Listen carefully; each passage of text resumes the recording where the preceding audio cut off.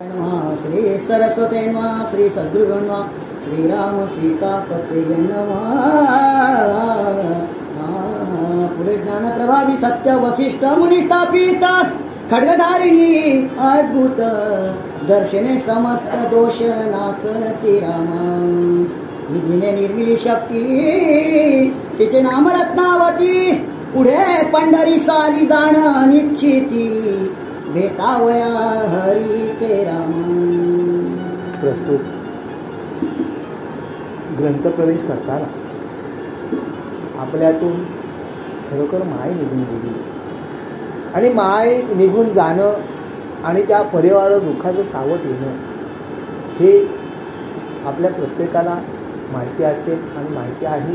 तद्वत इथे जमलेले श्रोतेवर्ग या श्रोतेवर्गाच्या चरणावर नतमस्तक होऊन मायपित्यांच्या चरणावर नतमस्तक होऊन गुरुवर्य लक्ष्मणदास बाबा बोर्वे यांच्या चरणावर नतमस्तक होऊन इथे पंढरी महात्म्य हे ग्रंथ, कारण आपल्यातून आई निघून गेली आणि आईच्या प्रित्यर्थात आपण इथे ग्रंथ लावलाय की येणेकरून नामस्मरण व्हावं. आणि नामस्मरण झाल्यानंतर खरोखर इथे जमलेले श्रोते जन आहेत त्यांचा खरोखर पुण्याचा वाटा असेल की पूर्व सुकृताची जोड असेल की आज इथे कथेच्या श्रवणाला आले आणि कथेच्या श्रवणाला आल्यानंतर आईच्या प्रित्यर्थ ग्रंथ कोणता ऐकावा तर पंढरी महात्म्य.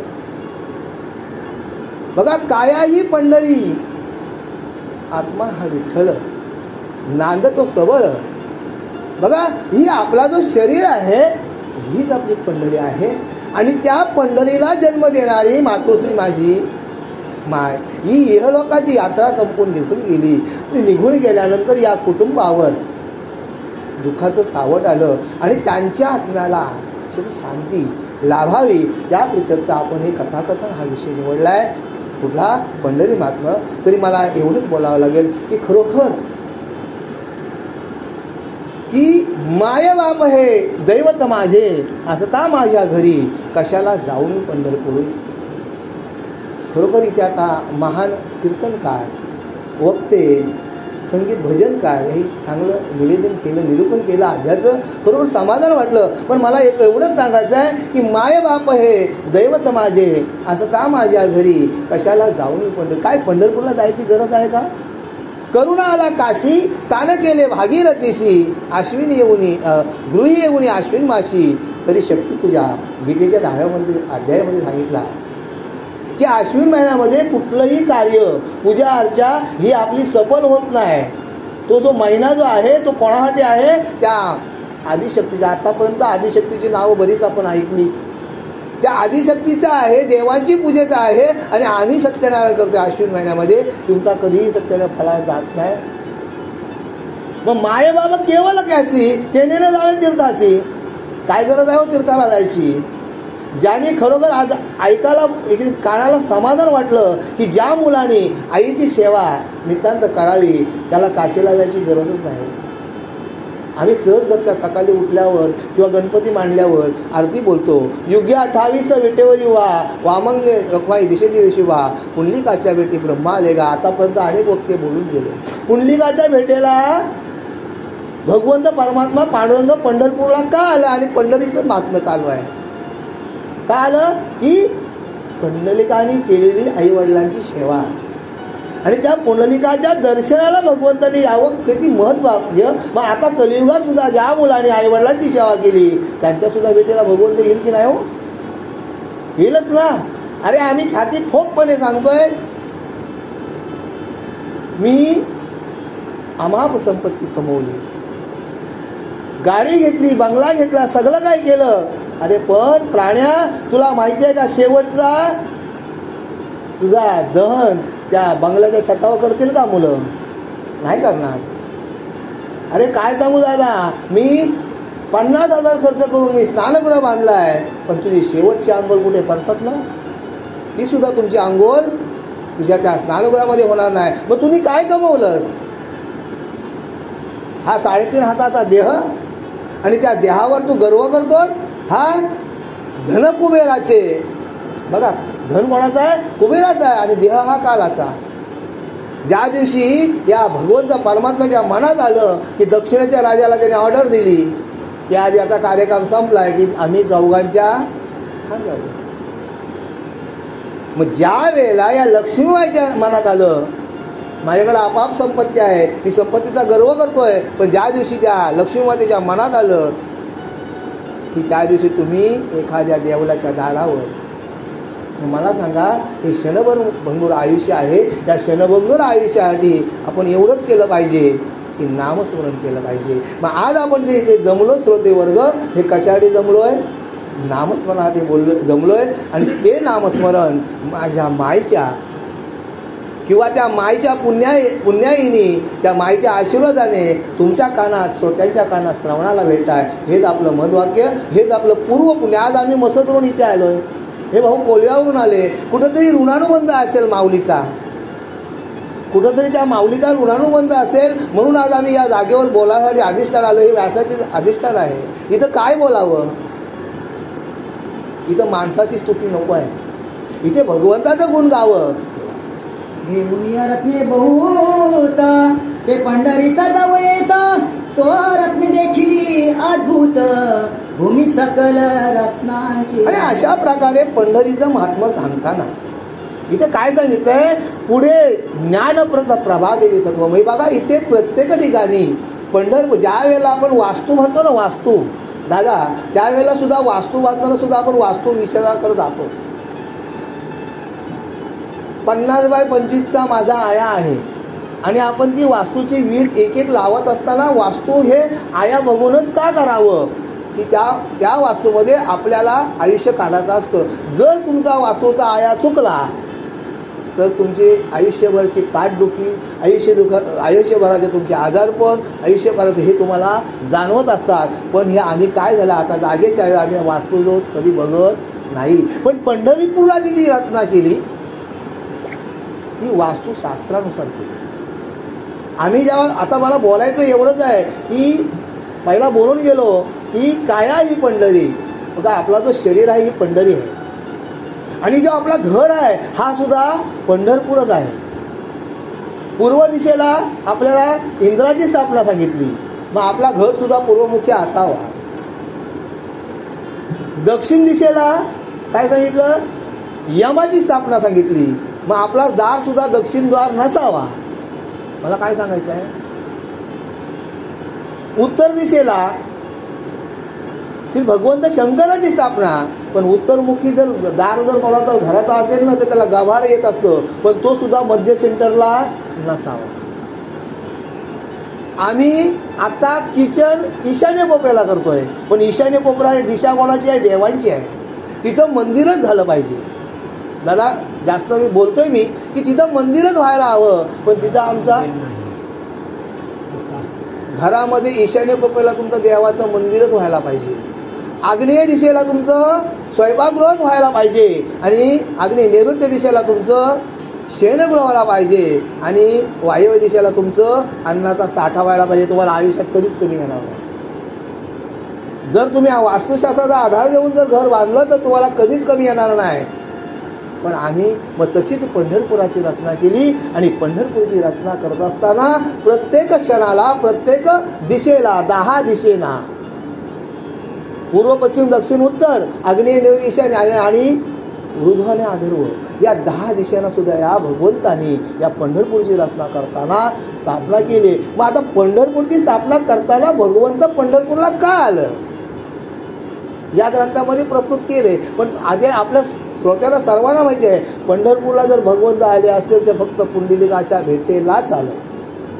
का भेटेला आलं? की त्यांनी आई वडिलांची सेवा अशी केली की देवाला सुद्धा त्याचा हेवा वाटावा. मग आम्ही देवाची सेवा करताना देवाला आपला जर हेवा वाटेल, मग आपल्या आईवडिलांची जर सेवा केली तर आपल्याला जगाला हेवा नको वाटू द्या.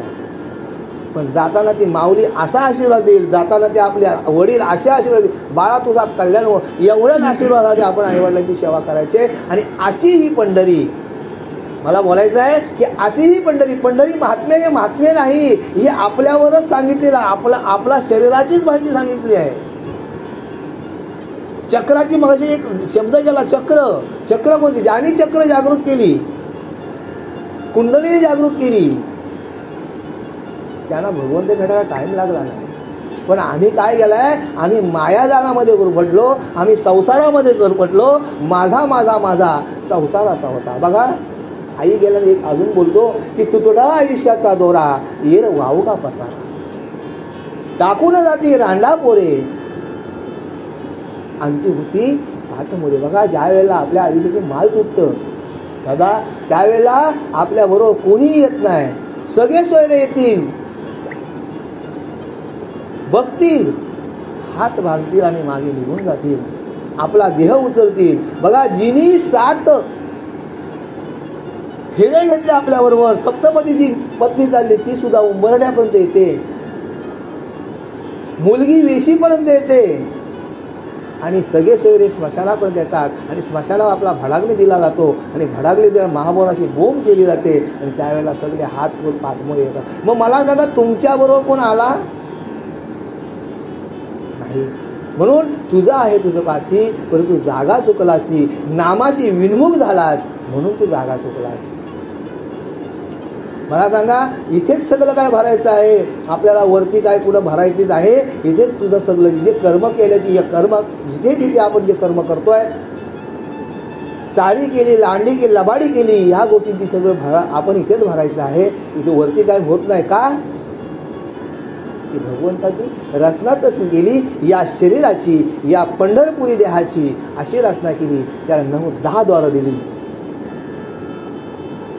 10 द्वार दिली अशी, कान, नाक, डोळे आणि तोंड आणि गुगुद्वार, आणि हे गुप्तद्वार दिला. ज्या वेळेला आईच्या गर्भामध्ये तुम्हाला पोचलं गेलं ना, पोचलं ते बेबी हा 10वा द्वार बंद आहे.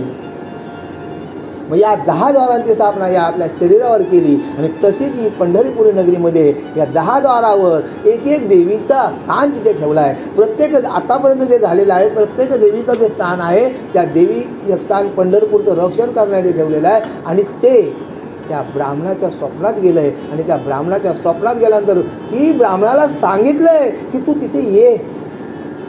हा पंढरपूरला जो विठुराया जो आलेला आहे, भगवंत परमात्मा आला आहे, त्याचं दर्शन घे. पण तिथं ती काय काय तिथं आहे हे या ग्रंथात प्रस्तुत केलं आहे. वाळवंटीचे खडे समस्त तेही रत्नमया दिसती सत्य, मग लाजली ती येत येत, मग राहिली देख तेथे चिरा. बघा, आणि वाळवंट आहे तिथे, वाळवंट चंद्रभागेच्या तेरी. आपण गाणे बोलतो, आपण अभंग बोलतो, हा खेळ मांडले विठुरायाचा भगवंतांनी खेळ मांडलाय. कशासाठी मांडलाय? आणि विठुरायाने खेळायला कोण आले? माझे संत. आणि वाळवंटामध्ये जे खडे आहेत ते खडे कसे भासतात की रत्नासारखे भासतात. देवी पाशी करिता अनुष्ठान, पुत्र होती जैसे रत्न, पुढे चंद्रकांता देवी जाण, घेता दर्शन सुख होय. ज्या वेळेला पंढरपूरला येण्याचं पार्वती मातेने देवाकडं म्हणणं सांगितलं की मी पंढरपूरला येते, आणि त्यावेळेला भगवान शंकर काय बोलले की तू काय पंढरपूरला येऊ नको, तू काय पंढरपूरला येऊ नको. त्यावेळेला पार्वती मातेने ऐकलं नाही. आणि आज जे पंढरपूर महात्म्याची कथा जी आहे, पार्वती आणि शंकराचा संवाद, पार्वती मातेने विचारावं आणि भगवंतांनी तिला उत्तर द्यावं. आणि मग त्यावेळेला पार्वती मातेने हट्ट झाला, मी तुमच्या वारीला येतो. पार्वती मातेला काय वाटलं, शिवरात्रीला किती लोक येतात हो हर हर महादेव बोलायला, थोडंफार येतात. पण पंढरपूरचं काय माईला माहिती नव्हतं. मग त्यावेळेला आता बरोबर कोण निघाला? गणपती निघाला, नंदी निघाला, आणि पार्वती माता निघाले. पार्वती माता निघाले तर गणेशजी निघाले, गणेशजी नंदी निघाला, आणि गणेशजी निघाला, नंदी निघाला. आता सांगायचं तर वाळवंटामध्ये जी देवी कोण आहे ती सांगतोय. आणि मग ती पार्वती माता आली, आणि तिने जो जनसमुदाय पाहिला वारीचा, अरे बाबा एवढी गर्दी, मग एवढ्या गर्दीतून मी कशी जाईन? आणि तिथे पार्वती माता थकली, आणि तिला वाळवंटातच पार्वतीची स्थापना केली. ती झाली ना, ती पार्वती मातेची स्थापना केली. आणि पुढं आता गणपती आणि नंदी चाललाय. आता गणपती आणि नंदी चाललाय. आता पंढरपूरला एक मंदिर असं आहे हनुमंताचं, तिथे नंदीची स्थापना आहे. दादा बघितलं असाल तुम्ही, आहे ना. आणि मग तिथंशी हा नंदी थाकला, लोकांना धक्का मारत चाललाय, पण नंदीला पण सांगला इथंच बस. आणि मग तिथं माझा गणराया सुद्धा बसला आणि मग आपला शंकर भगवान या मंदिरात प्रवेश केला आहे. आणि मंदिरात प्रवेश केल्याबरोबर माझ्या परमात्म्याने काय केलंय माहिती आहे का? शंकराला उचलून डोक्यावर बसवला. शंकराला डोक्यावर बसवला. आणि आज आता बघा माझे बंधू बोलून गेले की शंकराच्या डोक्यावर जो मुकुट आहे तो मुकुट नसून तो शंकराची पिंड आहे. लक्षात आला. आणि मग त्या वाळवंटामध्ये त्या पार्वती माईला ठेवली. आणि ती कशासाठी ठेवली? ती पार्वती माता थकली होती. आणि मग तिचा जर आपण दर्शन घेतला त्या माईचा तर आपल्या मनातल्या ज्या इच्छा असतील त्या, मग मला एकच सांगायचंय, कुठेही तुम्ही कुठल्याही मंदिरात जा, कुठल्याही मन अंतस्करण जर तुमचा शुद्ध असेल तर पंढरपूरचा राजा तुम्हाला इथे भेटायला येईल. तुमचा जर अंतस्करण जर निर्मल नसेल, आपण सहजगत्या मराठीमध्ये आपल्या नाही निर्मल मन तर काहीतरी साबण अशी आपण म्हण बोलायचो. हा, मग मला सांगा तुमचं जर आपण सहजगत्या, पण त्या म्हणीचा जर आपण शब्दाचा अर्थ लावला, जर तुमचा अंतस्करण शुद्ध असेल तर तुम्हाला माझे शेजारी पण चांगले दिसतील, मला गावाले सुद्धा चांगले दिसतील. पण आपला अंतस्करण जर जड नसेल तर शेजारी पाणी टाकला तरी बाई मागून माझी काय बोलल, टाकला ग तिने, बरोबर आहे ना. मग ती वेगळ्या शब्दाने बोलेल. नाही, मला सांगा भांडण म्हणजे आपला अंतस्करण शुद्ध पाहिजे. अंतस्करणातून जर या भगवंताची आपण भक्ती केली, या परमात्म्याची भक्ती केली तर तिथे आपल्याला काय होईल, नक्कीच यश भेटेल. आणि मग तिथे जी वाळवंटातली जी देवी आहे तिचं जर आपण दर्शन घेतलं तर ते आपल्या मनातल्या इच्छा सर्व प्राप्त होते. म्हणजे पंढरपूरला जर तुम्ही कायावाच्या मनाने जर तुम्ही जर गेलात, अंतस्करण जर शुद्ध जर असेल, मग अशी बंधू बोलून गेले की खरोखर वारीला जो दर्शन असतं तो कळसाचाच असतो. काय तुम्हाला 10-12 तास लाईनीला उभा राहायची गरज नाहीये. कुमारी देवी तया जवळी पार्वतीने पूर्वी स्थापिली, कुंजरा मारुणी राहिली स्थळी रक्षित. ज्या वेळेला पार्वती मातेने दक्षाच्या यागामध्ये उडी घेतली, त्यावेळेला पार्वती मातेने दक्षाच्या यागामध्ये उडी का घेतली, की जास्त बोलत नाही, का घेतली की वडिलांनी केला तिचा अपमान. ज्या वेळेला मुलीचं लग्न होतं त्यावेळेला मुलीचं घर हे पतीचं घर असतं, पतीने सांगेल तसं ऐकावं लागतं. पण त्यावेळेला पार्वती माईने माझी ऐकली नाही. काय बोलली, आमंत्रण वाचून कुठे जाऊ नाही. दादा बघा काय बोलायचं, आमंत्रण वाचून कुठे जाऊ नाही तर ते तुमचा तिथे नक्कीच अपमान होईल. देवाने आधी आवर्जून पार्वती मातेला सांगितलं की तू काय जाऊ नकोस, पण त्यावेळेला पार्वती माता ऐकली. मग मला एकच सांगायचं, जेव्हा गावाचं, भावाचं आणि देवाचं कोणीच खाऊ नये, आयुष्यात तुम्हाला पसणार नाही. लक्षात आलं तुमच्या. मग ज्या वेळेला दक्षाच्या यागामध्ये माऊलीने उडी घेतली त्याच्यानंतर तिने हिमालयाच्या पोटात जन्म घेतला. आणि हिमालयाच्या पोटात जन्म झाल्यानंतर तिने कुमारी मातेची जी स्थापना जी केली तीच देवी आहे. सांगायचं तात्पर्य मला काय, की ती कुमारी, ज्या कुमारी स्त्रियांचं लग्न होत नसतील त्या स्त्रियांनी जर त्या देवीचं दर्शन घेतलं तर तिचा लग्न विवाह नक्कीच होईल. पण आम्ही काय केला, विसरलो मूलच्या दैवा. आम्ही काय केला, आमचा आता देव काय करतात. अहो त्यादिवशी आम्ही एक ठिकाणी स्वर्गारोहण ग्रंथ वाचत असताना तिथे एक मनुष्य बोला, देवानी एवढ्या बायका केल्या. अरे देवानी एवढ्या बायका केल्या, तुझी एक पोसाची पात्रता आहे, पण आता ती पण मिळलं नाही. त्यांना ब्लॉक घे, आई बापसला पण मार, तर तुझ्याशी मी लग्न करीन. मग मला सांगा, मुलाने नको सांगायला, मला सासू सासरा नसेल तीच बायको पाहिजे सांगायला पाहिजे ना. म्हणजे आता काय झालंय की कलियुगा माझा, भगवंतानी सांगूनच गेलाय की कलियुगा माझा रे. 7 वर्षाची मुलगी गरीब राहील. पंडित आपला आचार सांगतील, मध्यप्राशन करून ते पूजा घालतील. मला सांगा दादा, सत्यनारायणच्या पूजेला कमीत कमी 2 ते 2.5 तास लागतात. आताचा ब्राह्मण 15 मिनिटात. मालकाला विचारतात, दादा किती मिनिटांना आटपो पूजा. नामावली नाही, ते काय सांगतात, संस्कृत श्लोक आहेत ना त्याच्यामध्ये नामावली असतं. कुठला असा संस्कृत श्लोक आहे की त्याच्यामध्ये देवाचे 1000 नावं आहेत सांगावा. ती एकच माझा महात्मा येऊन गेला खरे महाराज, की आपल्याकडं एक असा संत होऊन गेला, असा ब्राह्मण होऊन गेला की खरे महाराज, की त्यांच्या पूजेला तुमचा कितीही काय असो पण त्याची पूजा काही त्यांचा धर्म सोडला नाही. पण आता कलियुगामध्ये काय होईल की ब्राह्मण आमचा धर्म विसरतील आणि ते पैशाच्या आधी जातील. अहो सप्तपदीला 4च प्रदक्षिणा घालतात.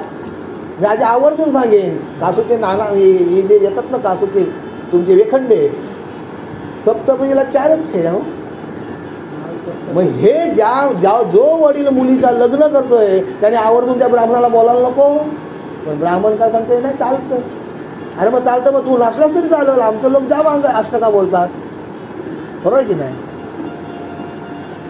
आमचे आता समाजामध्ये जाम अष्टका बोलणार आहे. तुझी काय गरज आहे? गरजच नाही. मग मला सांगा पंडित धर्म सोडतील. माझे काय सांगितलं आहे तर पंडित त्यांचा धर्म सोडतील. 7 वर्षाची मुलगी गर्भीण होईल. लक्षात आलं तुमच्या की काय सांगितलं आगम निगमामध्ये गेले जात. 7 वर्षाची मुलगी गर्भीण होईल आणि ती पित्याचं नाव सांगणार नाही. म्हणजे एवढी परिस्थिती वेगळी आहे ना. तरी मला एकच सांगायचं आहे की या पंढरी मातेच्या माध्यमातून मला एकच सांगायचं आहे की नामापरते तत्व नाही रे अन्यथा.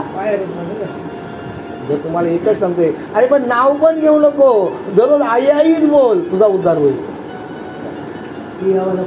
कुमारी महामारी पीडा न करी अनुष्ठान करिता द्वारी मुखी अशी वाचा फुटे हो. मग त्या देवीचं आपण जर दर्शन घेतला, त्या कुमारी मातेचं दर्शन घेतला, तिचा जर आपण जर दर्शन घेतला तर आपल्याला एखादा मुका सुद्धा काय होईल बोलायला लागेल. लक्षात आलं. कवित्वासी होय स्फूर्ती ऐशी ते देवीचे कीर्ती विंध्याचळाची महाशक्ती शिवे तेथे स्थापिली. आणि मग विंध्याचलाची जी महाशक्ती आपण विंध्याचल जननी जी बोलतो ती बाई आहे, तिथे तिची स्थापना कोणी केली? भगवंत शंकराने केली.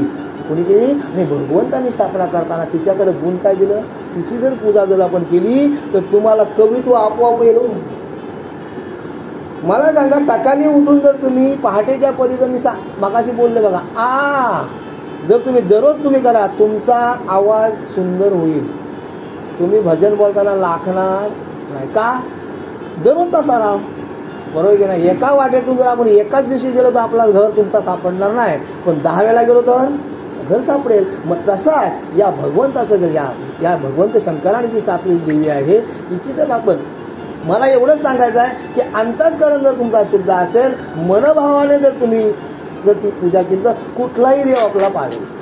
शिव म्हणे पार्वती रक्षावया क्षेत्राप्रती भैरवा स्थापिले निश्चिती कोण कोठे ते ऐक हो. आणि मग आता सांगितलं या पंढरपूरचं रक्षण करण्यासाठी आपण बोलतो ना कालभैरव बोलतो ना, या भैरवांची स्थापना तिथे पंढरपूरच्या नगरीमध्ये केलेली आहे. मग ते तिथे कुठे कुठे स्थानावर ते भैरव स्थापन केले हे भगवंत पार्वती माईला सांगत आहे. पूर्वी एका विख्यात भूपती भृगुनामे त्रि जगती परमधर्मिष्ठ पवित्र क्षिती शांतदांत महाराज तोरा. हे पार्वती माते तू आई. पूर्वी एक असा विख्यात असा राजा भृगु नावाचा राजा होता. आणि मग त्या राजाने तो राजा कसा होता, प्रजेचे पालन कसा करत होता, एकदम आपल्या प्रजेचं की मुलाबाळांचं सांभाळ करत. आणि त्या राजाने काय केलं, त्या भृगुराये जाणं केलेसाठी महायज्ञ ऐसे देवेशेन जाणून वैभव पूर्ण रायाचे राम. आणि मग त्या राजाने काय केलंय, असं एक महायज्ञ केलं. आणि त्या महायज्ञाच्या पूजनाने त्याचं एवढं ऐश्वर्य वाढलं की त्याचे यागासी विघ्न आरंभी शस्त्र नयन महाभैरवांचे स्थान विघ्ननाशक राये केले हो राम. आणि मग त्यावेळेला त्याच्या विघ्नाला शस्त्र नाही कोण? इंद्र. बरोबर. मग इंद्राने काय केलं, तिथे विघ्न काय इंद्राच्या पोटात नेहमी बघा ज्या वेळेला तुम्हाला खुर्ची आली काय बोलायचा, त्यावेळेला आमच्याकडं मान आला. मला सांगा उद्या सरपंच तुमच्या घरात येईल आणि बाळा कसा आहेस तू, आमची छाती एवढी मोठी झाली काय सांगू, सरपंच माझ्या घरी आला, काका काय सांगू आमच्या घरी मुख्यमंत्री आला धरून चाला. आणि मग त्यावेळेला माझी छाती रुंद. अरे पण तो तुझ्याकडे कशाला आलाय, तो त्याच्या कामासाठी आलाय, मत मागायला नाही बोलत मी का दादा, मी राजकारणावर कधी बोलतच नाही. तो त्याच्या स्वार्थासाठी आला, त्याचं काम झालं की तो सगळे तू कोण रे. म्हणून आपण शेतावर भेंडी लावतो बघा, भेंडी लावतून दादा. आणि मग भेंडीला फांद्या आल्या तर त्या भेंडीखालचा भात फुकट जाते आपला. बरोबर दादा. मग मला सांगा, छोट्या झाडांनी मोठ्या झाडाच्या सावलीत जाऊच नाही. बरोबर ते मोठ्या झाडाच्या आधी तो भात टाकलाय, तो हिरवागार होतो पण त्याला कणस येत नाही. म्हणून छोट्याने विचार करायचा, मोठ्याच्या संगतीत जाताना किती तो तुला फॉर्च्यून गाडी नेईल वडखलपर्यंत, पण तो वडखलशी ना आता मी ट्रेनला जातोय, तुझा रिक्षा. बरोबर काय त्याने तुम्हाला गाडीत काढायला पिशव्या घ्यावाला. लक्षात तुमच्या. म्हणून मोठ्या झाडाच्या सावलीला बारक्या झाडाने बसू नाही. जेथे जेथे यज्ञ केले तेथे तेथे भैरव स्थापिले. जे विघ्ने संवारिती सकळे बळी पूजा देतांची राम. आणि मग जिथे जिथे यज्ञ केलं तिथे तिथे या काय केला, अष्टभैरवांची तिथे स्थापना केली. काल आपण कालभैरव बोलतो. मग मला सांगा दादा, एकच मला सांगायचं तात्पर्य आहे की ज्या वेळेला आपली गावं वसवली गेली त्यावेळेला गावाच्या पुढे एक शेत असतात आणि शेतामध्ये अशी दगडं असायची, त्याला लाल लावलेला असायचा. बघा दादा, मला काय सांगायचं, हा काय काय त्यातला मजेदार तो सांगतो तुम्हाला. आणि तो असा एवढा मोठा मातीचा वटा करायचा, त्याच्यावरती दगडं असायची 4-5 आणि त्याला शेंदूर लागला. तिथं कोण बाई माणूस जात नव्हता आणि त्याच्यासोबतही पाणी शेतात उतरून जायचा. आता पण त्याला काय बोलता माहिती आहे काय, ते शेत आपल्या गावाचं रक्षक असतात. आपण त्यांना गावाच्या बाहेर त्यांना बसवत असतात. त्यांना फक्त वर्षातून एकदाच शेंदूर लावायचं असतं, मान द्यायचं असतं.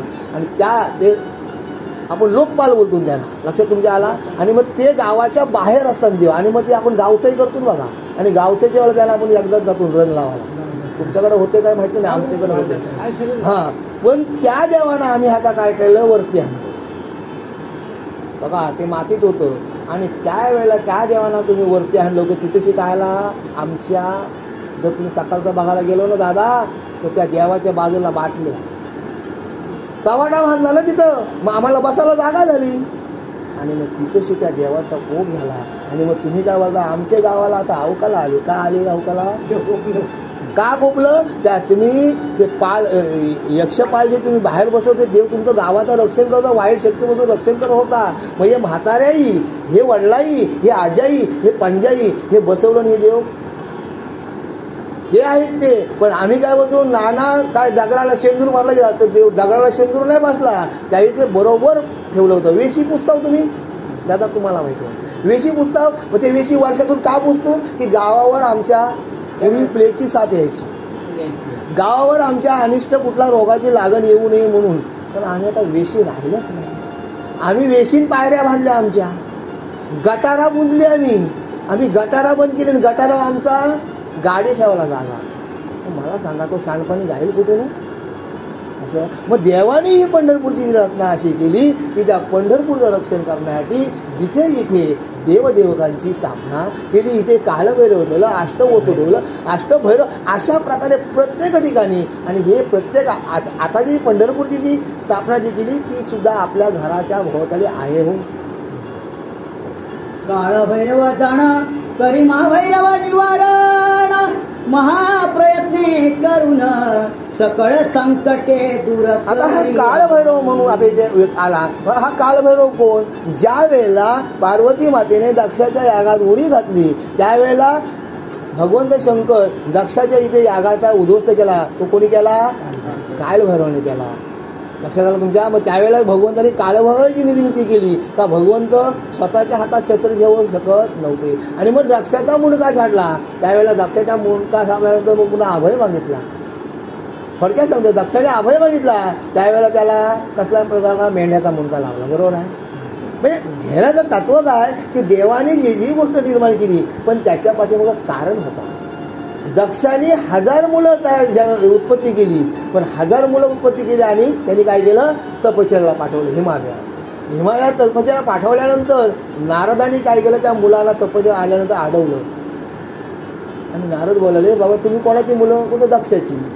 बघा मग त्यावेळेला नारदाने सांगितलं, तू दक्षाची मुलं आले, तुम्ही हवन याग करा, या तुम्ही घरी जाऊन तुम्ही लग्न वगैरे संसार करा, हे तुम्हाला कोणी सांगलं, वडिलांनी सांगलाय, पण याच्यात तुमचा फायदा होणार नाही.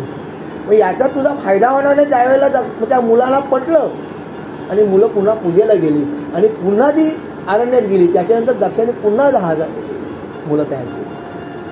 त्यांना सुद्धा नारदाने तसंच केलं. त्यावेळेला दक्षाने नारदाला शाप दिला की तुझा एक जागावर पाय कधी टिकणार नाही. तेव्हा भगवंत विष्णूंनी सांगितला, दक्षा तू चुकलास.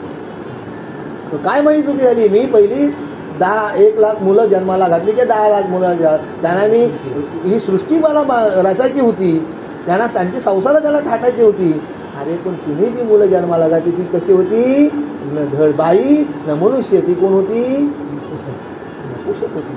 मग ती जर येऊन त्याचा उपयोग काय गावांपासून, मग त्यांना जाऊ दे ना भक्तीला. आणि मग ते नारदाला तो शाप तिथे दक्षाने दिलेला आहे. म्हणून नारद हा सगळ्यांकडं वनवन भटकत आहे.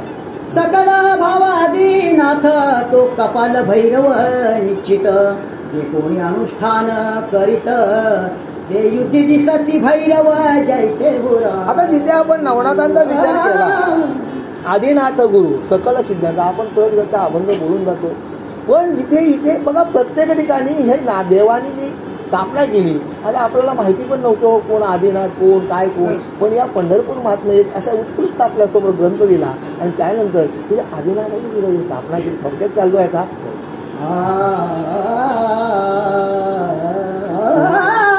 सागरी धनी धनी धाप पद सारी धनी धाप गप धनी धप ग गम पद पम गरे सा जपिया बन रसिया रसिया तन मन धननो छावर करहो.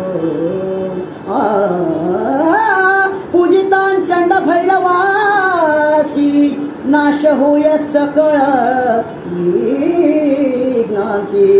उन्मत्त भैरव क्षेत्र पाळासी शिवे निश्चिती स्थापिले.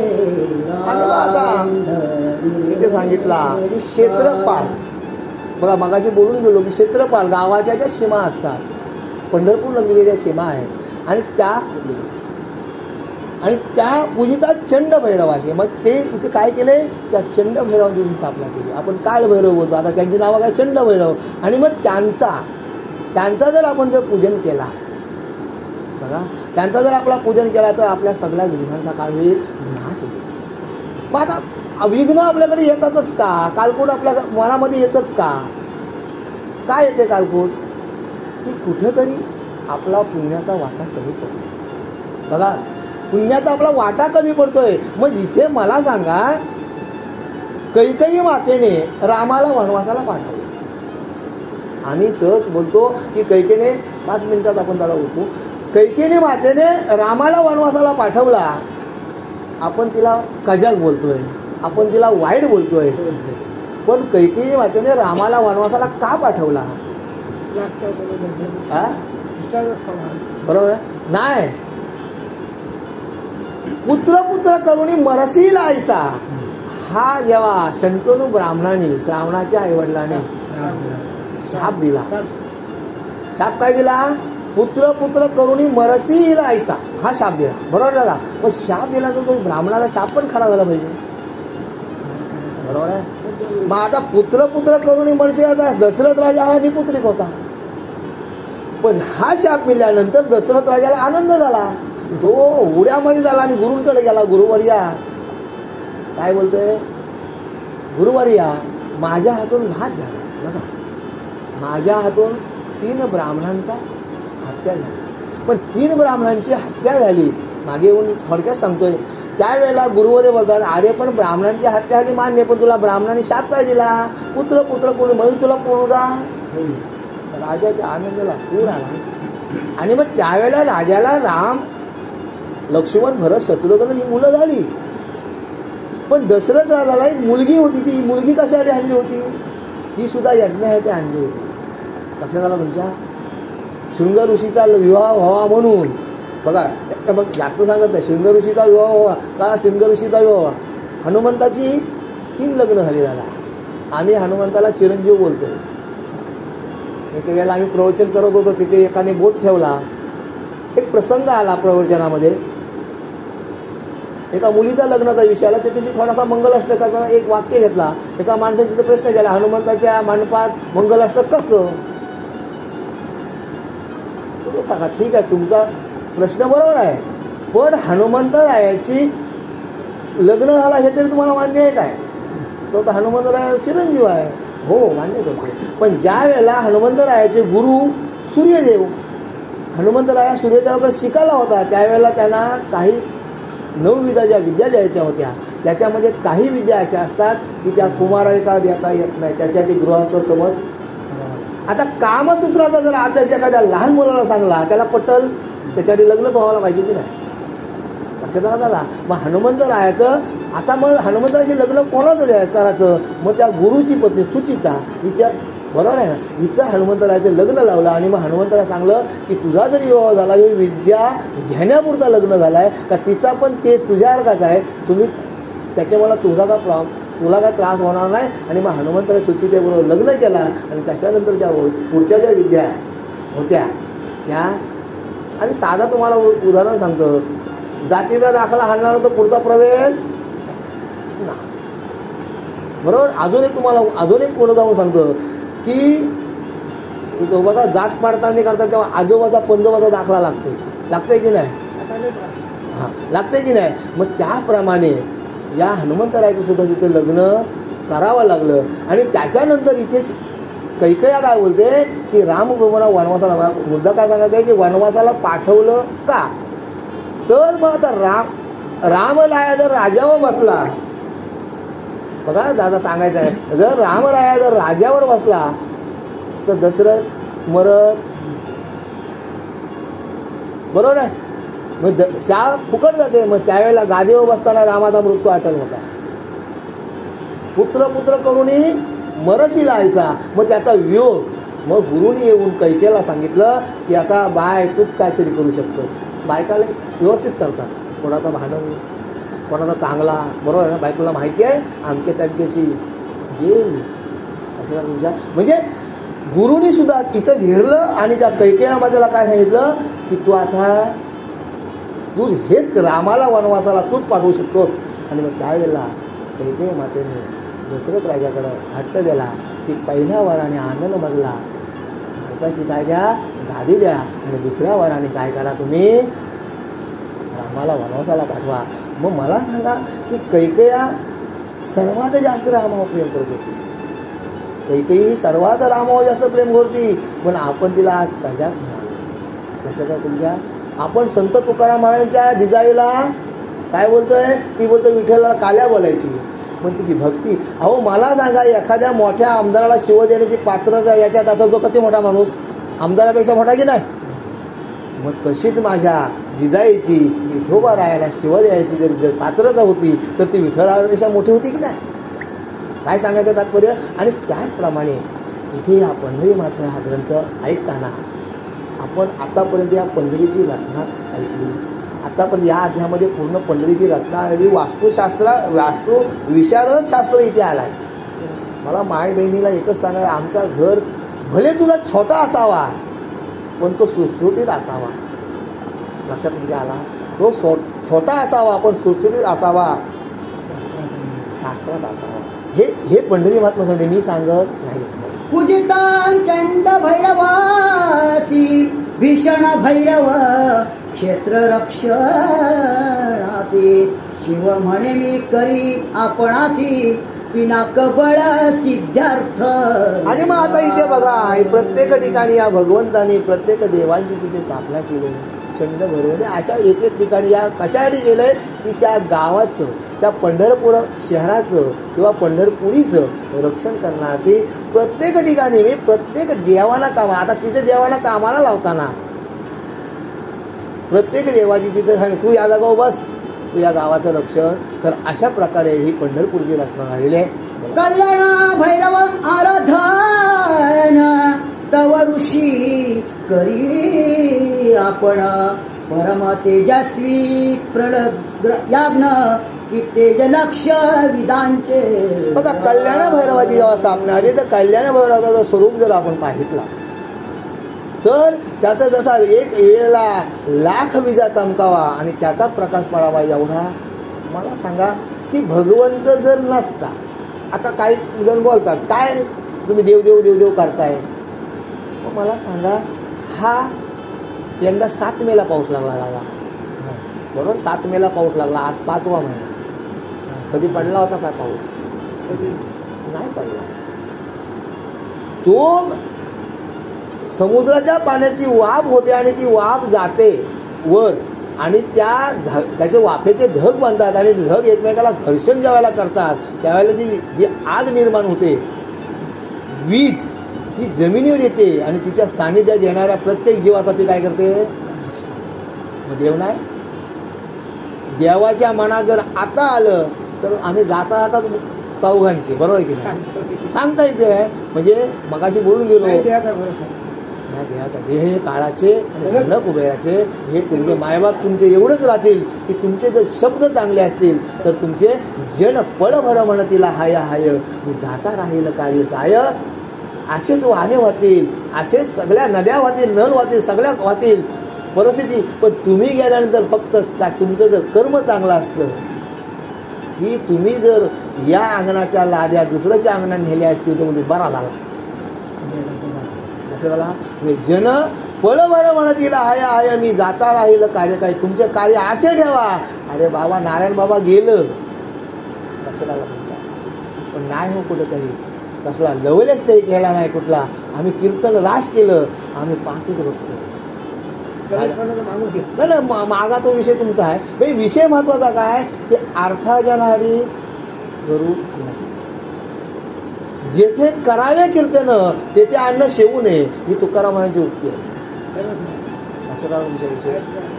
महाराज तुम्ही आमच्याकडे आध्याला आलो. मी आज स्पष्ट बोलून जातोय. आज मला बोलावंसं वाटतंय आज की तुम्ही आमच्याकडे आध्याला. ही फक्त माझ्या तुमच्या श्रोत्यांचं काहीतरी माझ्या उपकारात मी तुमच्याजवळ बोलतोय, पण तुमच्याकडची अपेक्षा नाही.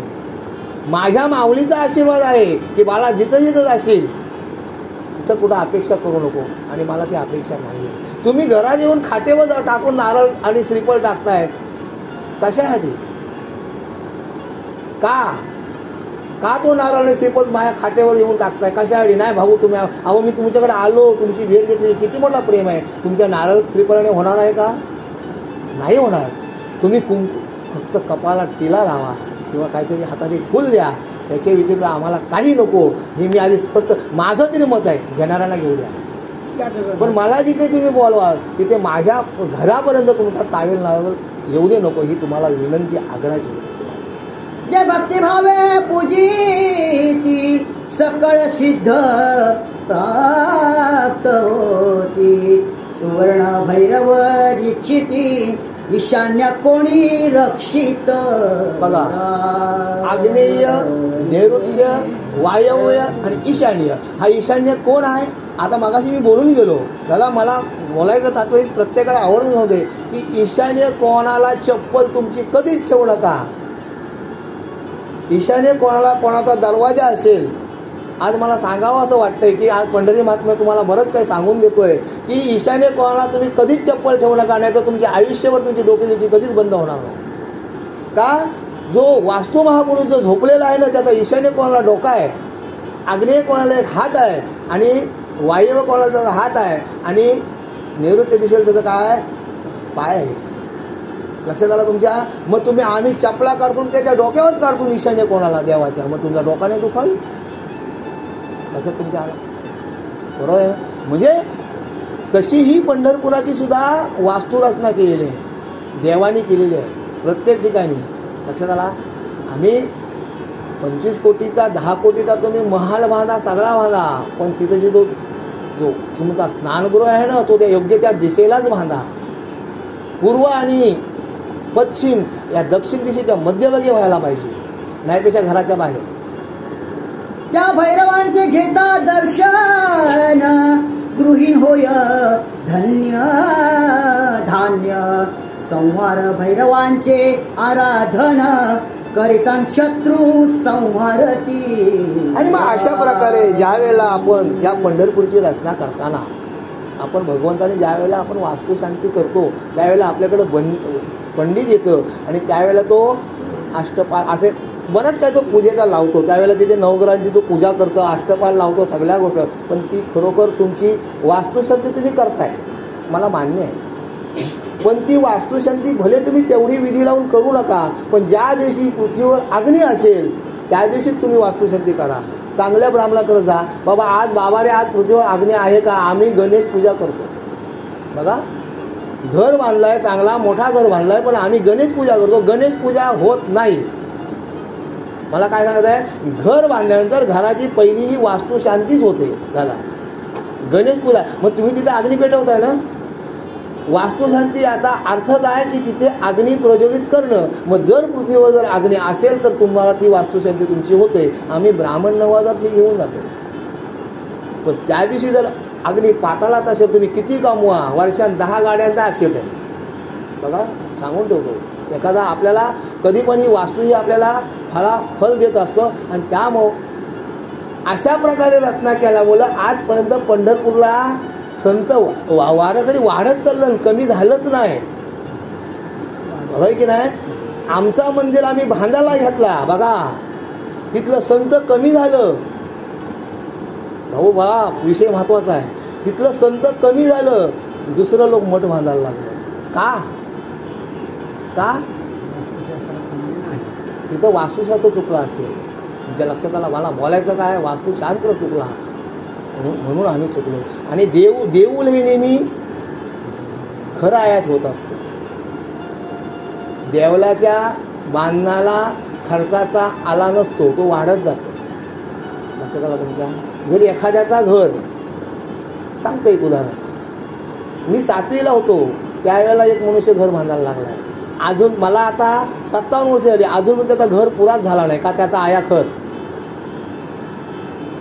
कुठं ना कुठं त्याचे चालूच आहे घराचं काम. पण अजून पण त्याने 4 कोटी त्याने घराला खर्च केला असेल, पण त्याचा घराचं काम पूर्ण झाला नाही. आणि त्याप्रमाणे उद्देश सांगायचा काय की आज ही पंढरपूरची वास्तू रचना जी केली भगवंताने, ती शास्त्र शुद्ध केली. जिथे जिथे देव पाहिजे, जिथं त्या देवांची तिथे स्थापना केली, देवींची केली, वस्तूंची केली. आणि अशा प्रकारे यांची स्थापना करत असताना भगवंताने या वारकरी संताला, माझ्या वारकरी संताला इथे पंढरपूरला येताना कोणत्याही प्रकारचा त्रास झाला नाही पाहिजे, याप्रमाणे भगवंताने ती नियुक्ती केलेली आहे. ऐसे भैरव आवरण पंढरी वेष्टीत जाण, मध्ये पांडुरंग निधान, कुंडलिक वरद जो.